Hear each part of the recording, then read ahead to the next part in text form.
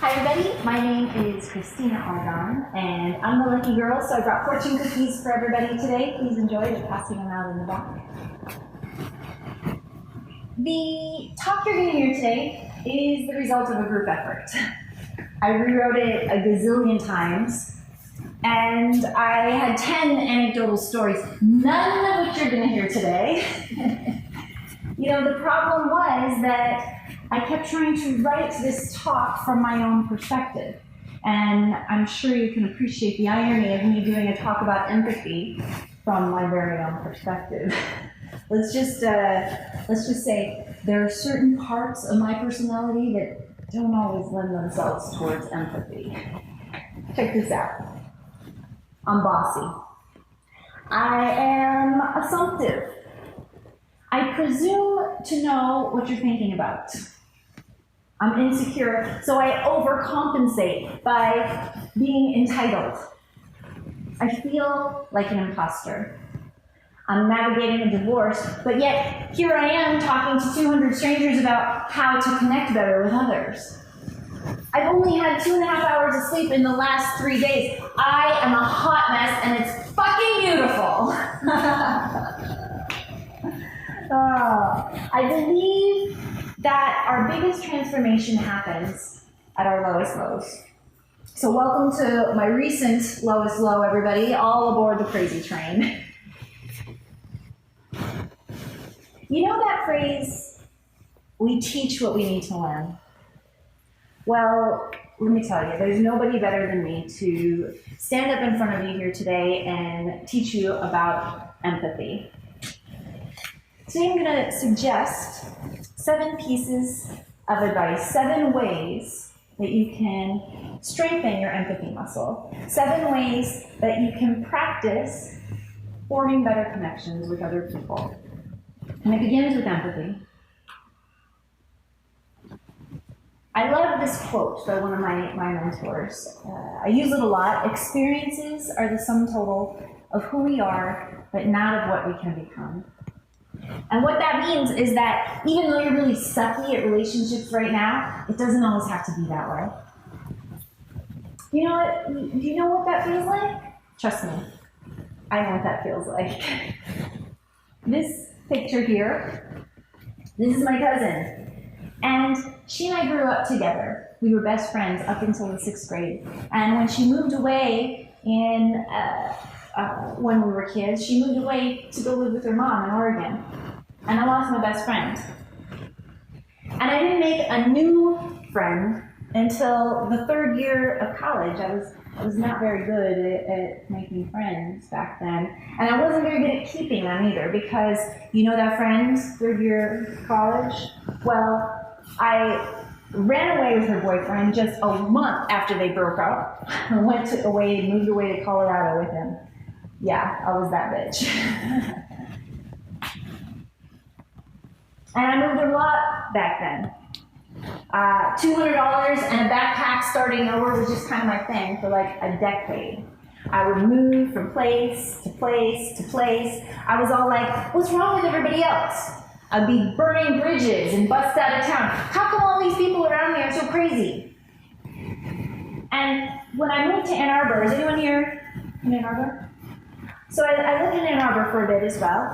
And when my boyfriend and I broke up in Ann Arbor, I did, you know, what any 20-something would do. I lit all this shit on fire in the backyard. I went on a 3-day whiskey binge, and then I moved to Peru.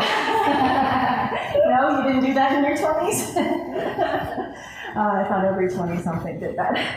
But those are stories for another time. Today, we're talking about empathy.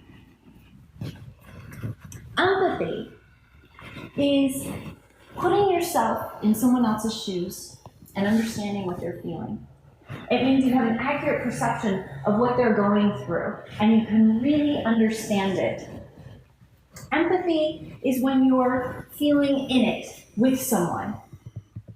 Now, if we're going to talk about empathy, we got to talk about the difference between empathy and sympathy.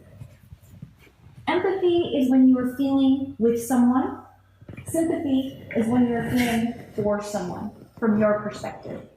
And I love this quote here. Empathy is walking a mile in someone else's moccasins. Sympathy is being sorry that their feet hurt.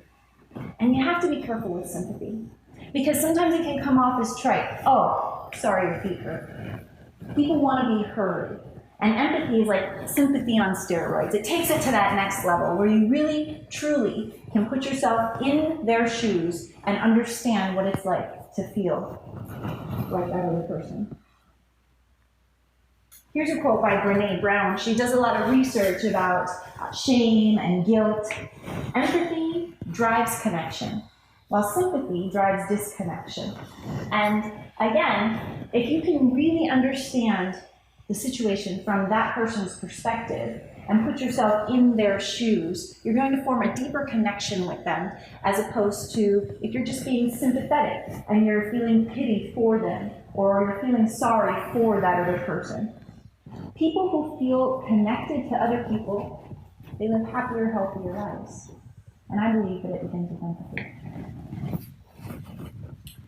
So one day, I decided to accept responsibility for the quality of all my crappy relationships. I was tired of looking around going, what's with all the drama? What's with all of these other people? I decided to take responsibility for the quality of my crappy relationships and learn how to connect better with other people. So I started researching. And I'm going to share with you the top 7 ways that I found to help strengthen my empathy muscle. I was just so tired of all the drama that was in my life. So let me tell you, speaking of lowest lows, let me tell you about the time that I decided to go into business with myself with no business experience whatsoever. And maybe some of you can empathize with this. I mean, I studied chemical engineering in college. My degree is in ecology and environmental sciences. So starting a business was not even in the cards for me. But here I was. I had experience in helping other people manage their businesses, but I really had no experience managing my own. So I got myself an office. I got some clients. And, I started working for myself. I decided, all right, I'm going to try this. I'm going to take my website hobby, my web design skills, and I'm going to turn it into a business. I had gotten really, really sick. I was sick in bed for 7 months, and the doctors couldn't figure out what the deal was. And I had a lot of time to pause, to think about what I was going to do. And after I had had my surgery and I could go back to work, I decided to start my own business instead of going to work for somebody else. So there I was, I had my office, and I was sitting in my little office, designing websites and trying to go get clients, and of course I had no idea what I was doing, so I didn't have enough clients, so I had to close my little office. So then what happened? There I was in my own little apartment. Now, I'm isolated.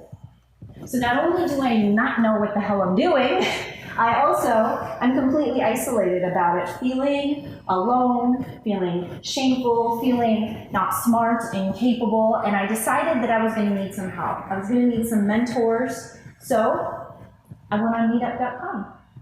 And I joined a few groups on Meetup, but the one that really, really stuck out for me was Girls in Tech Las Vegas.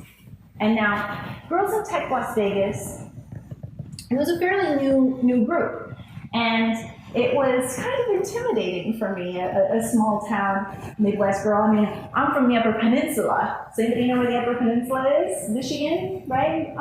You know that. Okay, I'm a small town girl, so maybe you can empathize with this. There I was in downtown Las Vegas at the UFC headquarters. And our meetings were this big, long wooden table. And all around the table sat these amazing women, super smart. They were business owners. They worked at companies like Zappos, which is the #1 in customer service in the world. Who was I to be sitting at the table with them? Felt like an imposter. I only knew HTML and CSS. Who was I to hang out with these beautiful women? And I drove home that day after that very first meeting, and I cried. And 2 more meetings came. And 2 more times I drove home beating myself up along the way. You're not, maybe, yeah, you can